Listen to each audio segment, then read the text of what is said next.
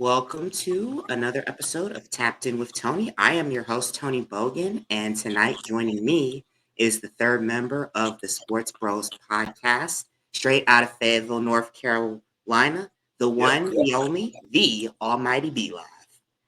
What's happening? What's going on in the world today? Tony, I consider this a great honor to be here with you and to talk and not have Scotty D in my ear. All right, cool. Yeah, that was last week. This is this week. Now, I am, you know what? I'm not going to do Scotty D like that because y'all had a great interview and it was 32 minutes into the interview when he actually decided to talk trash about me. So I'll keep my trash talk to a minimum. Fair enough. I mean, y'all are like the first take of the Southeast. So. Wow. You know, the funny part about it is that over the course of time, I appreciate the introduction and everything, and I mean it is what we do as far as the Sports Bros Podcast.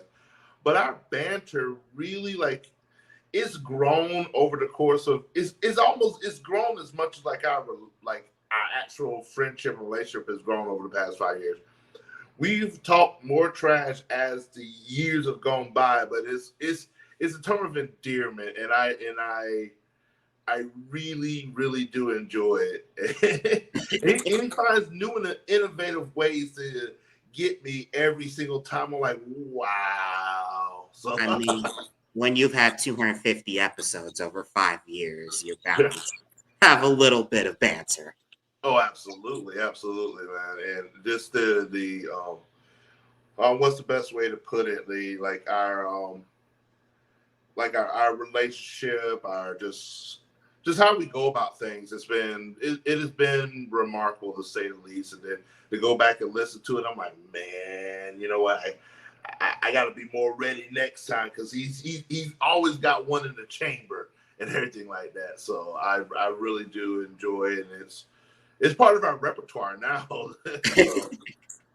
So it's like a regular inside the NBA. Absolutely, man. And to have that comparison is that is an honor because those guys they are professionals inside the NBA. I don't even know what I'm going to do when that time comes because I don't know if you've seen the talk of everything that NBC is looking to gain the rights to the NBA back, and as soon as that happens, it's almost the writing is on the wall that inside the NBA may be no more. So I don't know if I could live life. I'm not going to keep living, but man, the banter between Kenny and Chuck and Shaq and Ernie. Scott is our Ernie, by the way. Just to let you know, Scott is definitely our Ernie. Oh man, I would say this. Well, NBC coming back with me, Round Ball Rock, and maybe they extend an invitation to the Sports Bros inside the NBA, brought to you by the Sports Bros. Oh man, that one dream of mine, and it may even seem silly at this point, but because we're definitely growing in our own respective careers as far as the Sports Bros is concerned. I still want to have that RV or that tour bus, and just that is a bucket list thing that we could just ride and just go and do, and just be at different sporting events and report as such, and just be that traveling, those traveling fans and everything. One of these days, somebody's gonna believe in us, sponsor us or whatnot, have our faces on the side of the bus and everything. Yeah. Man, that would be pretty cool. Until then, dream deferred, and we're going to continue to work these 9 to 5s that we do. But man, we're going to we have no quit in us anytime soon. Man, next thing you know, it's going to be up to 1,000 episodes, and we're going to keep going as long as the Lord will allow us to. Yeah, and hey, you never know, man. Just as long as you keep grinding and plugging away, you never know. You could be the next SEC tailgate show. You could be the next day. I mean, I know you guys are a little older, but still, you never know. Hey, they say with age comes wisdom. Yes, absolutely. And I wouldn't say older. I say more refined. Yes, Refined. refined. So, tell us about Be Live. Like, where are you from initially? For those who are probably tuning in for the first time. Well, I am born and raised in North Myrtle Beach, South Carolina. And North Myrtle Beach it is our origin story. Um, I've let's see, a little long story short about me. Graduated class of 2000, North Myrtle Beach High School. I've known Edwin for 26 years. I want to say I met Scott. This will probably be around 2003, 2004. I probably say about 2003. We would frequent overtime a lot. That's like I said. That's and see. I remember Scott did mention to me that we worked together at Kingston Plantation. I don't remember at all. That have been 2002. I just don't like 2002 was a fuzzy. That was a I was I was at Coastal Carolina. I was in a fraternity. I started working at Kingston Plantation with a couple of my frat brothers, Alpha Kappa Lambda, and we did a lot of party. I ain't even gonna lie to you. I'm not even gonna lie now. So, but that time frame would work out. We just never we didn't really cross paths as far as like Kingston Plantation, but overtime was definitely our origin story. Edwin was a karaoke star. Like this dude, like he won the competition at overtime. I was a backup dancer when he won the competition because as far as the competition was concerned, we weren't allowed to sing as part of the competition, but we could do. Hey, we brought our routine. "Roses" by Outkast was a song that me, with Eddie Cool, myself, and Jr. We were backup dancers. We have a whole dance to it. I may be able to dig up a clip somewhere of it, man. You I know you can see a picture of it on my Facebook page. It's a whole routine. Roses smell like ooh ooh ooh. Wow, and that's amazing. So how was it like growing up in Myrtle Beach? I mean, I know you alluded to going to Coastal Carolina, and spoken to Scott about this. Myrtle Beach Speedway wasn't that far. It was an old track that used to host the NASCAR then Busch Series before it shut down recently. I've been once to Myrtle Beach Speedway, and it was cool, and feeling the asphalt come off the ground because we were that close and it was really loud, but it was pretty cool. But growing up in Myrtle Beach is interesting to say the least. Especially during my early adult, like as a child, it was sort of indifferent because I spent more time just in school, like in the books. I played basketball. I played softball actually. My community did not have enough money for baseball equipment, so we played softball. We had a softball field it was actually right across the street from my house. I was a bowler as well, and during high school I worked almost full time. It was one of those things where I was always doing something as opposed to really enjoying all the things that Myrtle Beach has to offer. And then into my adult life again, like people have a common misnomer that, oh my God, you live in the beach, man, it must be so cool and everything. Because everybody thinks of Myrtle Beach, they think of Myrtle Beach, they think of, oh, when we go down there, we're going down there for a week, we're on vacation, we get the hotel room, and we're just going to all these different attractions and everything like that. Got to realize all the people that are going there just for a week that are on vacation, they're going to all these places that somebody has to work those places. True. And that's where living in Myrtle Beach is a completely different story. So between the months of March to October, we're working nonstop because vacation after vacation, spring break, Easter, spring break, Mother's Day, Bike Week, Harley Week, Memorial Weekend, Bike Week, summer, golf season. And then once that, but yeah, then we're working nonstop. So it's very rare that we really go put our toes in the sand, because that day or two that you get off, man, I really enjoy sleep. I've enjoyed sleep for the majority of my life. It's just a wonderful thing. Absolutely. So when it came push to shove and everything during my adult life, I've been in the restaurant industry since I was 14 years old.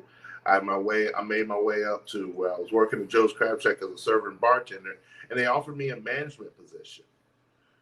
And once they offered me a management position, I took an hourly management position. And Joe's Crab Shack in Fayetteville actually had a management position, and they were actually going to open another Joe's Crab Shack in Maryland, in Anne Arundel County, around Annapolis.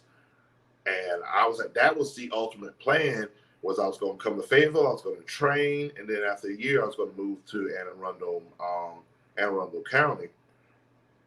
I just recently got married. I had a position was up for me. I was like, I've done all the craziness and I've done all the silliness that Myrtle Beach has to offer. And I was like, it's time for me to grow up.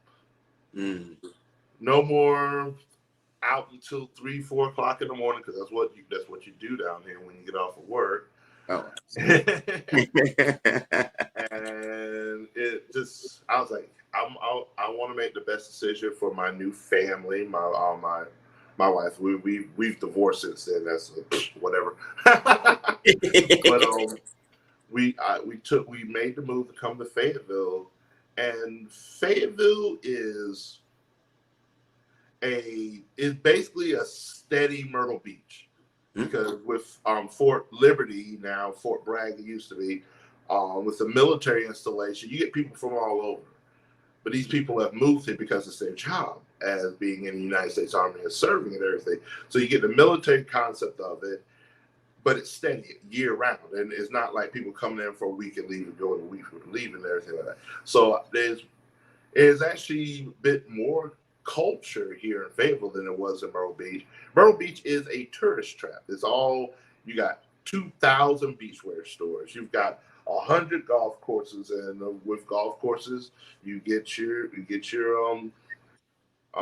what's it called, the sportswear stores and putt and all these other things, Barefoot Landing, Broadway at the Beach, all of these attractions and places to go and stuff like that. But there isn't much to do for the everyday person.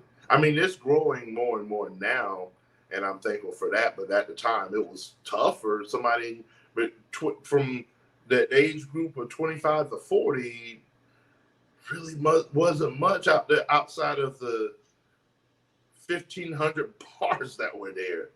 It's the nature of the beast and everything. So that's just a little background of my trek from my life between North Myrtle and Fayetteville. And there are things I can look back and be like, maybe I shouldn't have done that. But I live in a life of no regrets, especially because life isn't going backwards at all. It never will. It's always going to go forward. And I'm thankful for the opportunities and the people I've met, and especially what I do with the SportsBros Podcast. That really, it gives me that sense of still being at home while not being at home. Talking with two of my best friends since being in North Myrtle as an adult and moving away and everything. So I'm very thankful for that.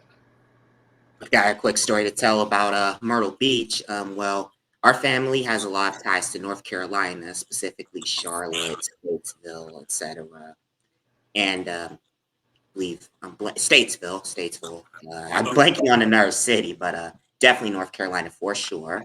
Because the one year we went to Myrtle Beach, my mom's sister wanted to go there just to see the beach there, and we went. all the way down there. It was my first time. This was back in 2019. It was my first time having been to South Carolina ever, because I've been to a lot of the states on the Eastern Seaboard, even Florida when I was in high school for baseball. And we went to Myrtle Beach for all of 1 hour before we had to go back up to North Carolina. And it's not the easiest trek back because there are a lot of back roads and the speeds are at least 70. With us being northerners, we weren't really used to the whole, the southern driving fast on the highways. Right. They had to make sure that you do not miss your road because there are no street lights. And we're very lucky that the weather was sunny. If it was rainy or, God forbid, hurricane season, it would have been a different story. No. One thing about the hurricane season. Well, I've lived through a bunch of them. Because I could definitely tell the difference. I have family in New York, family in DMV, Washington D.C. area. So the metropolitan areas are not a mystery to me, to say the least. So being on the open road and seeing nothing for miles, I'm used to that, but I'm also used to that city traffic where it's bumper to bumper, and so it's one of those things where I'm glad to have experienced both. I've seen some of the country. I don't like the country that much, but I don't want to be in the metropolitan areas either. Give me the nice suburb type situation where I've got the amenities, but I don't have all of the craziness of like high rise stuff like that. Amen to that. Story was I was in New York City a couple years back. A friend of mine was getting married, and she was picking up her dress in New York City. This is the first time I've been outside since the pandemic. I may have gained a couple pounds. I may have ate the previous version of myself. I was in the house working from home and everything like that. And so this is the first time being on my feet, and it was May in New York City. And I guarantee you it was hotter in New York City than it was back here in Fayetteville because of all the high rises. That sun ain't got nowhere to be, just bouncing off the skyscrapers and everything. I walked a block, and my body said, you ain't ready to do any of the things you're trying to do right now. I need to go ahead and sit it on down, because they were ready to walk all over Manhattan. And I was like, see what's going to happen. Y'all going to tell me where y'all going? I'm going to meet y'all there. I'm either going to take the subway or I'm going to Uber. Because this whole walking thing, I was missing the South terribly. Because in the South, you just know you're not walking anywhere. You just get your nice little Uber, ride it on down the street, whatever, whatnot, and it's all as well. But yeah, that walking stuff, I was like, ooh, I probably need to walk some more. I need to get off my tail, but I'm gonna get there. I'm gonna get there. You'll get there when you get there. And last year we were at a family reunion in North Carolina. We were playing volleyball. It was like late afternoon, evening. It was still like 90s, but it felt like it was 100. It was humid. Southern heat is no joke. The humidity is definitely something else. And so I always carry a nice little towel with me to wipe off the beads of sweat just for me deciding to, just me thinking, oh, there's some more sweat. All right, gotcha. So you I believe you alluded in a past episode that you were in the Navy at one point. I did, and that was a part of what I was talking about, that restaurant at Joe's Scratcher. They were opening in Anne Arundel County in Annapolis. In high school, I got accepted to the United States Naval Academy. I got appointed, and I did attend the Naval Academy for my freshman year, 2000, my sophomore year, 2001. I was there for half a semester.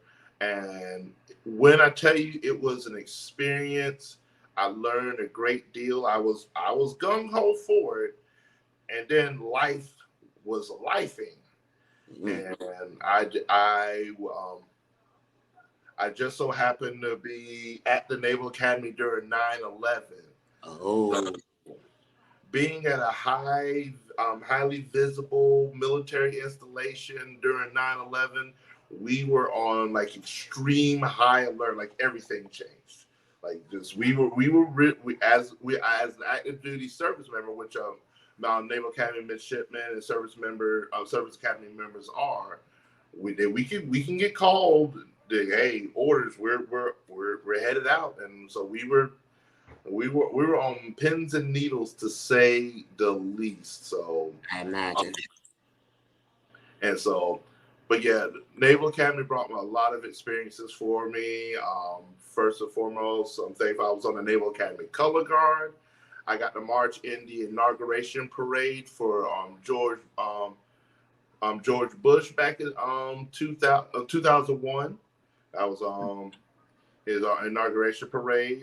Part of the color guard. The Army Navy game, got to stand on the 50-yard line of Baltimore Cynet Stadium at the time in 2000, and then it was the old Veterans Stadium 2001, where the Eagles used to play, and now of course it's Lincoln Financial, but at the time it was the Veterans.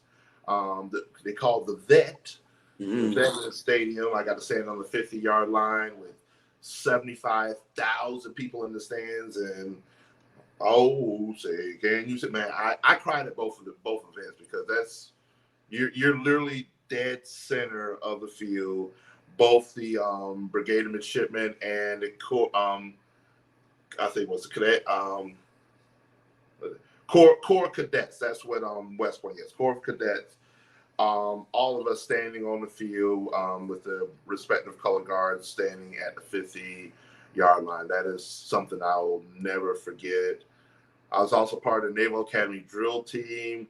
We performed at Disney World in Orlando for the Navy Notre Dame game. And so that was also another experience.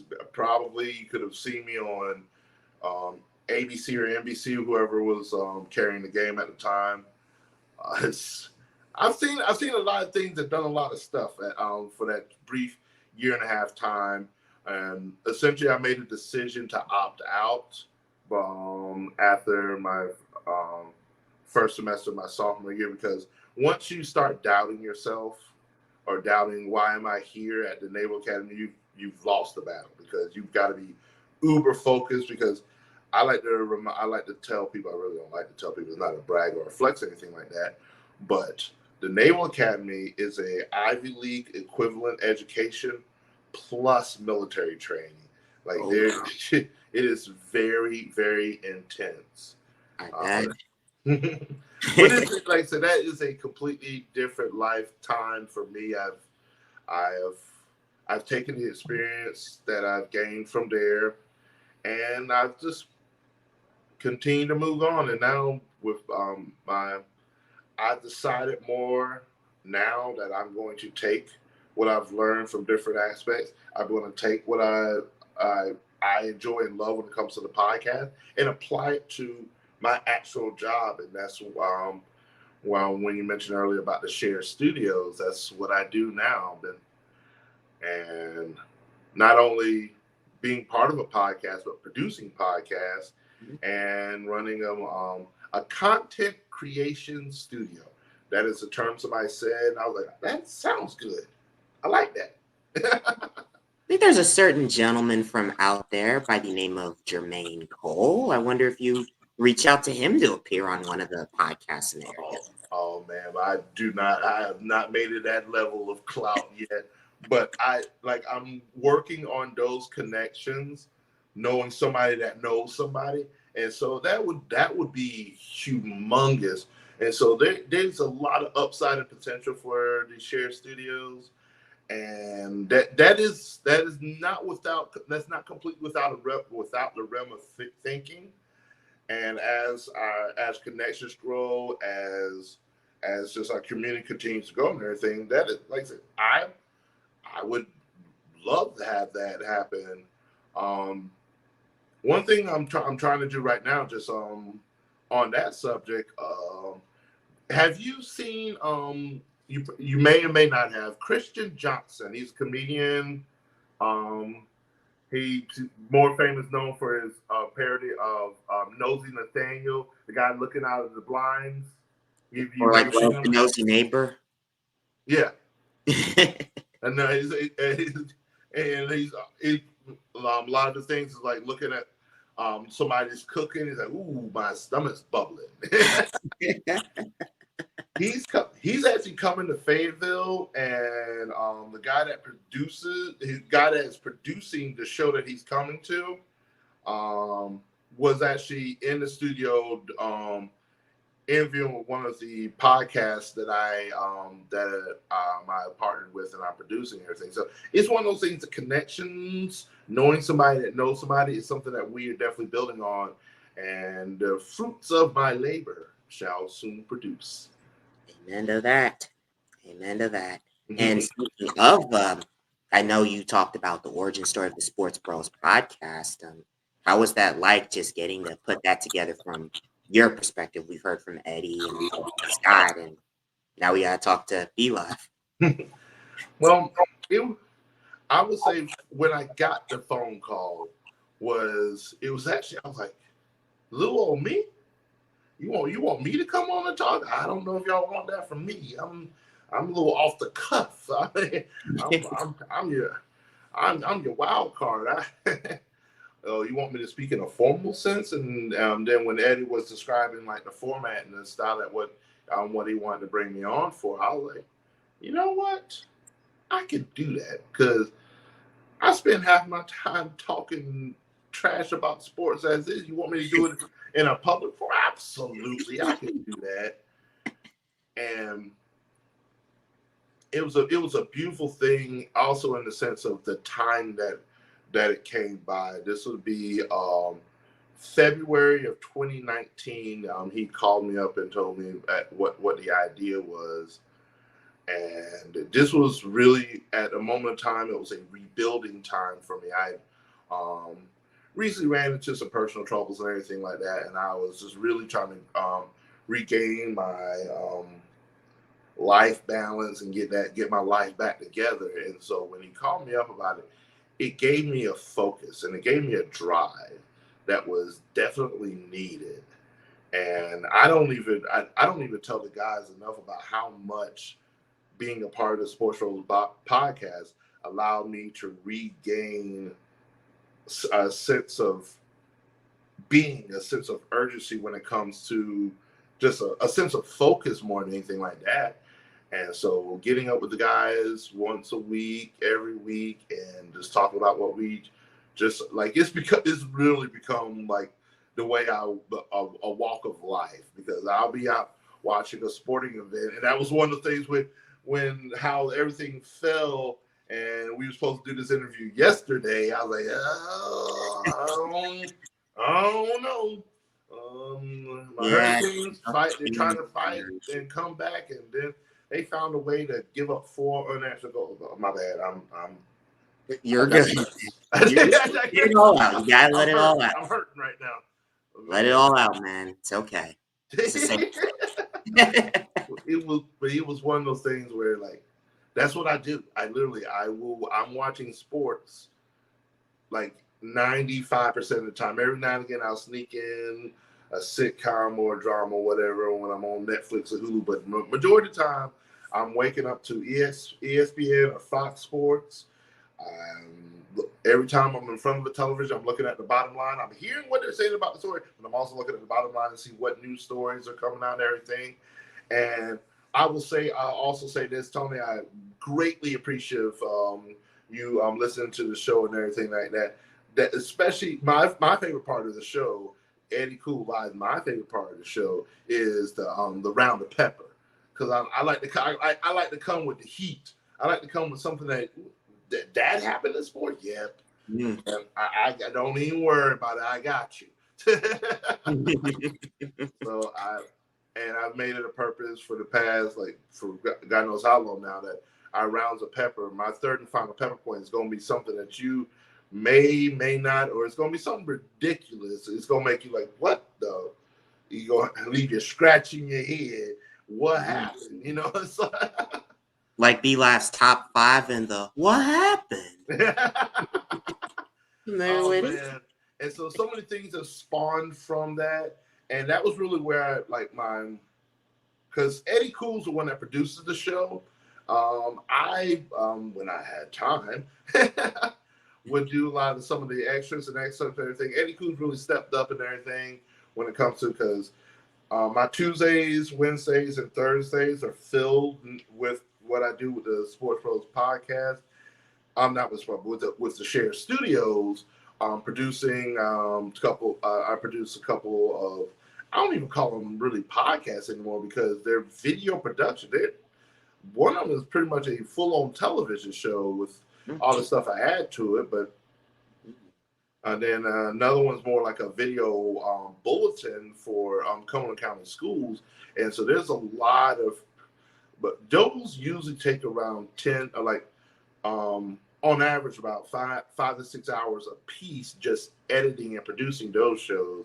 Not alone, also not including the recording time and putting all together. It is a lot, and I'm like, how did this even happen? Do I even know what I'm doing?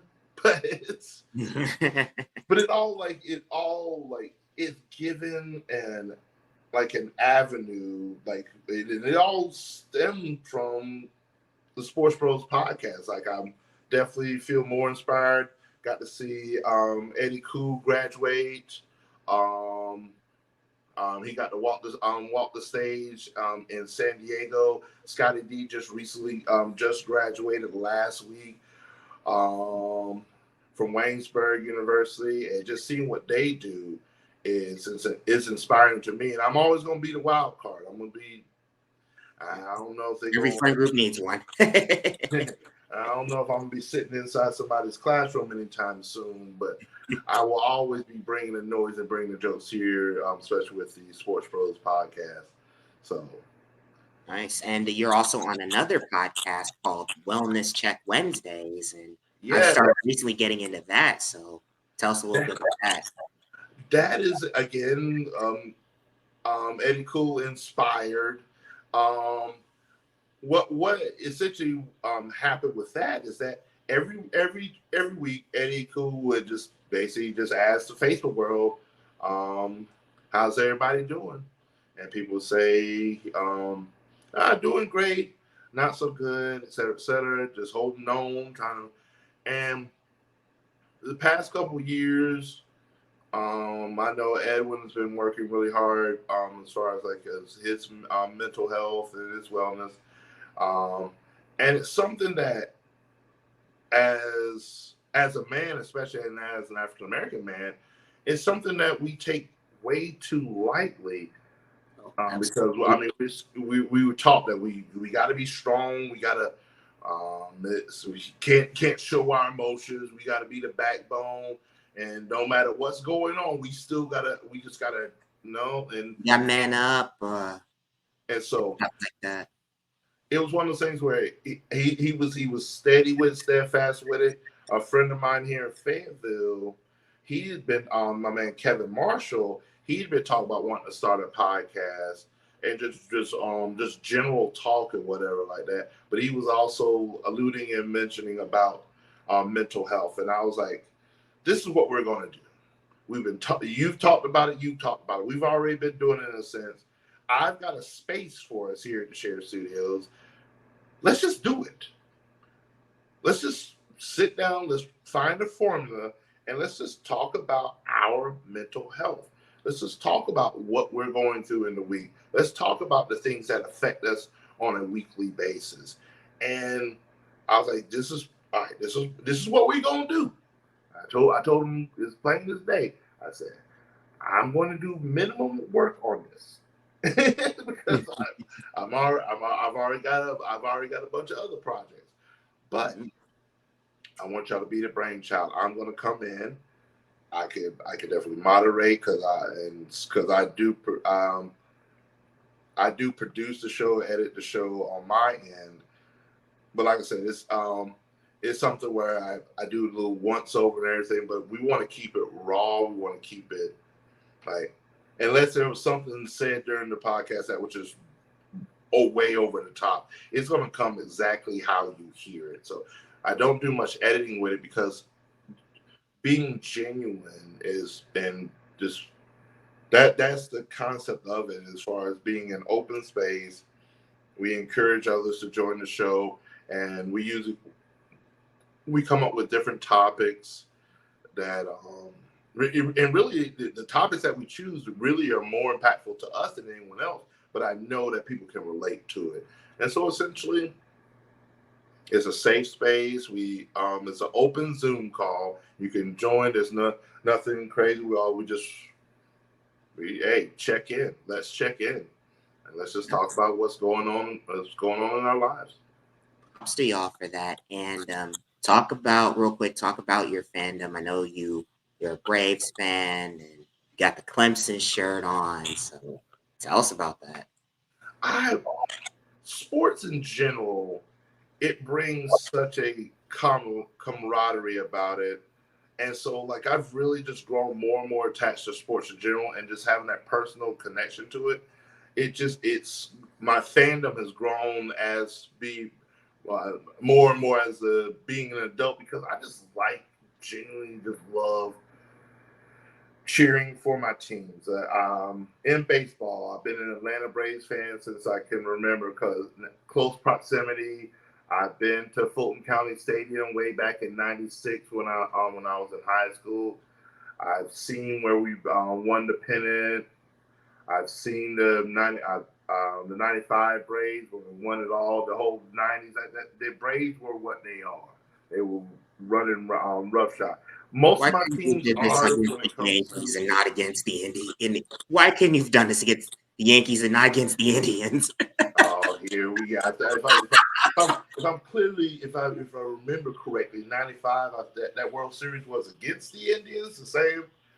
Just want to put that out there. All right. Fair enough. The Yankees. I ain't gonna cuss. All right. I'm good. And now we could now you can talk about Clemson. Oh man, Clemson. This is, I can tell you, this was back when I was 6 years old. My grandfather worked in a agricultural field, and so he would go to work in a town called Loris, which is about 15 minutes away from North Myrtle.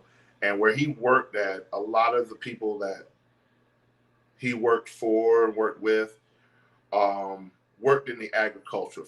They actually graduated from Clemson. So I would always see the Clemson Tiger pole, like at different people's houses, stuff like that, riding through town.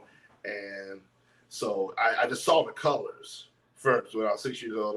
I played basketball at the time, so I asked my parents for a nice little Clemson Tiger basketball fit, had a jersey and the shorts, and my grandfather carried that picture of me all throughout all time. So I would always go back home, I see that picture. But when getting to high school, and eventually getting into college, it became my focal point.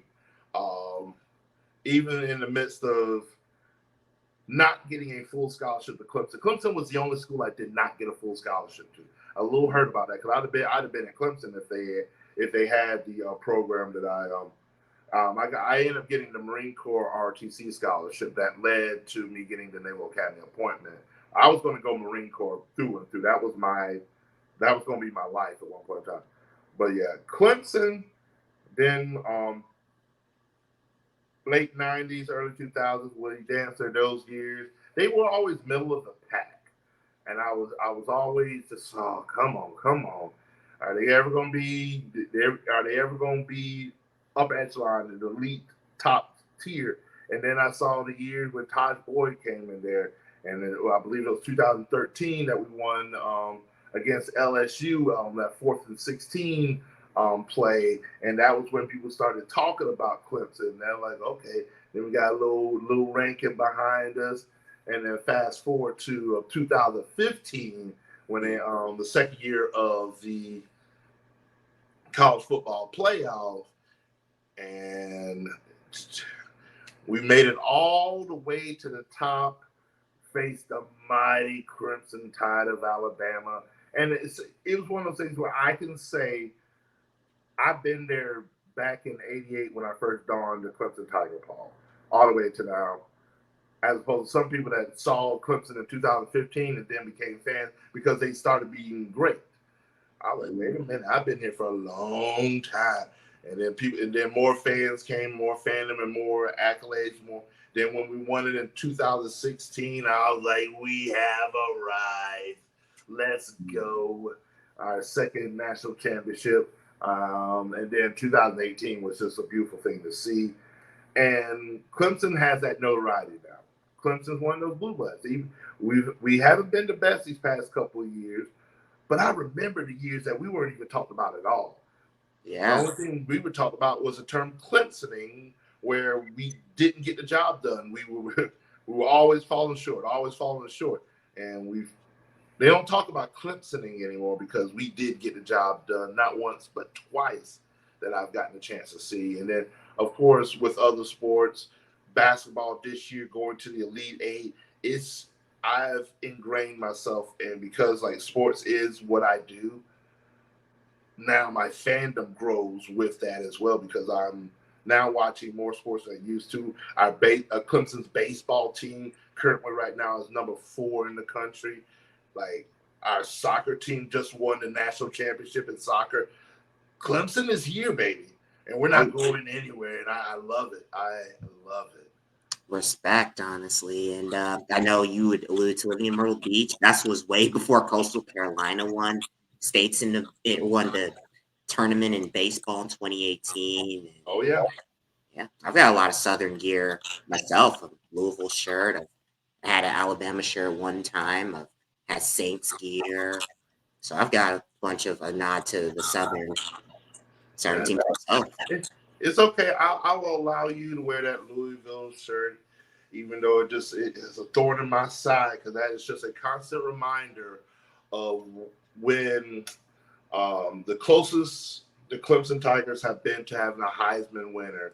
And then there was some dude in Louisville that just wanted to be electrifying, even though their team only went 8-5 that year, and my team went 14-1 and won the national championship and threw for over 400 yards against the vaunted Alabama defense. But no, they already had to give away the Heisman before the playoff, and so Lamar Jackson won it. I could have worn a shirt. Did that came from a hurt place? I apologize. No, you're all good. But I could have worn a shirt, you know. It's for real. Like, I was like, this is our year, but it's okay. It's okay. But wait, Lamar Jackson's a 2-time MVP in the NFL. Like, the dude he's bad, and I got no grief against him.